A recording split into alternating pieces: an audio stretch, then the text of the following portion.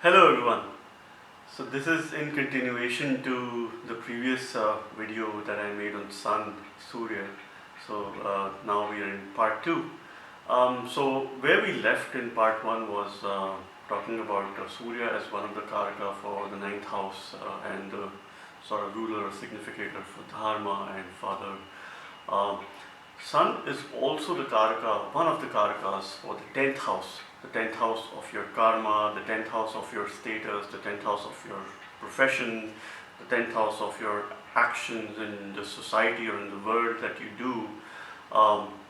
And of course your all your deeds and karmas of the sort of the present life and the present time in terms of whatever actions you make. So Sun is one of the Karaka. So which means that Sun in a way is hugely responsible for, or probably shaping our dharma as well as karma. So shaping our ninth house of fortune, which is dharma, religion, spirituality, father, and the 10th house of karma, which is your actions in the society, your profession. So that such is its importance. And I say this a lot of times that, and I want to sort of emphasize on it. A lot of times remedies related to career, related to work, related to your profession comes from the Sun, because Sun is the originator, is the creator of everything. So in order to create a job, a lot of times it doesn't matter that you do a remedy for your 10th house or your Dashamsa Lagna or the Dashamsa 10th Lord or the Rashi 10th Lord, but a lot of times a remedy for Sun is necessary for job creation, for new business opportunities, for anything new that you start, because he's the creator, such as its importance. Let's also talk about relationship with some of the grahas, and here I'd like to sort of stress on those relationships which are perceived bad in nature for some reasons. In the previous video we talked about Sun and Buddha relationship creates a Buddha Aditya Yoga. So now I'm going to talk about two more grahas. So one is Sun and Venus, because most of the time what you will see in charts is that Sun is either conjoined Mercury or Venus, or they are always around the Sun, maybe in a house before or after, because they're always sort of closely moving, because Mercury and Venus are the closest to the Sun. So Sun and Venus is one conjunction which is considered bad by some astrologers and students of astrology. But I'd like to probably bring in a very important point here, that this conjunction can be extremely good. Now, some people give the reasons that, okay, if Sun and Venus is conjoined in the chart, you'll have bad love or you'll have a bad married life. But that's not the case, because if you look at the Kal Purusha chart, Sun is the natural ruler of the 5th house. Venus is the natural ruler of the 7th house, 7th house of marriage. 5th house, wherein we also sort of see love from the 5th house. And in order to have marital harmony and marital bliss and a long-lasting relationship, it is important that 5th house and 7th house are in harmony, or they have some sort of association. Then this promise is there. So with this reason, there are very sort of limited chances that a Sun-Venus conjunction in any chart would sort of hinder marriage. Okay, for this reason. The other is that, and we shared in the previous one as well, that Sun is the one who is ensuring that Venus shines bright, because Venus is the next brightest graha. None of the other grahas has its own light, they are dependent on the Sun's light, but Venus is the one which is shining the brightest in the night sky, and it is due to the Sun. So that is the reason this conjunction can have a lot of impact, because Venus is your interaction with the world, it is your love, and Sun is consistency. Alright, so it brings in a lot of consistency in matters of love and relationship. It brings in discipline, it brings in consistency, it brings in, because Venus is your interaction with the world, Venus is love, Sun is consistent, and Sun is also the authority. So sometimes, it sort of either gives you an authoritative partner, depending on, of course, the placement of Sun and Venus, depending on the house that they're connected with. But then, in a very general sense, this can be quite fruitful for a happy married life. The other dreaded conjunction is of Sun and Saturn, which many people consider to be bad. Now, they share enmity. Sun and Saturn are enemies, but Saturn is the son of Sun. Okay, is the son of Surya. And at the same time, these are the two grahas who need to mutually coexist. Right? They are mutually dependent on each other. Sun is the king, and Saturn is the kingmaker. So if the kingmaker is not supportive, there won't be any kingdom.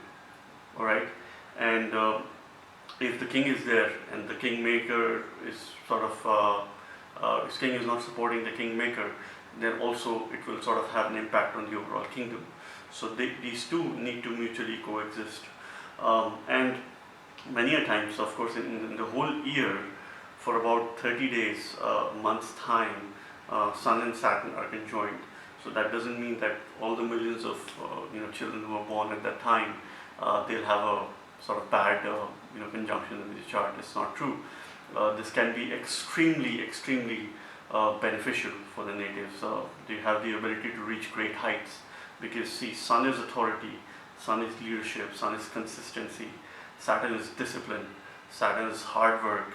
So when hard work and consistency sort of blends together, it makes you a person, an individual who is a lifelong hard worker. So yeah, it could be quite good. And some texts also suggest that this conjunction brings in some significant changes or results at the age of 22 or 23. Okay. Now let's talk about the nakshatras that Sun rules. So Sun rules 3 nakshatras. It rules the nakshatra of it rules Kritika, Uttara Falguni, and Uttarashada nakshatra. Now there are a couple of interesting facts that I'd like to sort of bring to your attention. Why Sun is sort of considered more powerful, more strong, and more auspicious in a lot of ways. So if you look at its 3rd nakshatra, which it rules, it is the Uttarashada nakshatra, which starts from 26 degrees and 30 minutes of the sign of Sagittarius and goes till about 10 degrees, fiery Sagittarius, and then 10 degrees to the sign of Capricorn. Now, these are also the degrees where, if we take the 28 nakshatra stream, is where Abhijit nakshatra falls. So Sun is closely related to Abhijit, to Hari.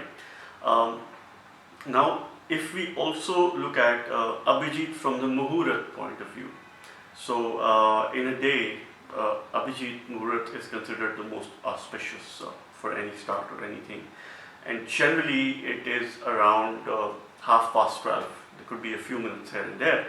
That is also a time of the day when Sun is very strong. It's right up your head, over your head, and it is quite strong at that point in time in the day. And most of the time, in the natural sort of zodiac, Sun is in the 10th house at that point in time. It is Digbali as well, okay, around that time.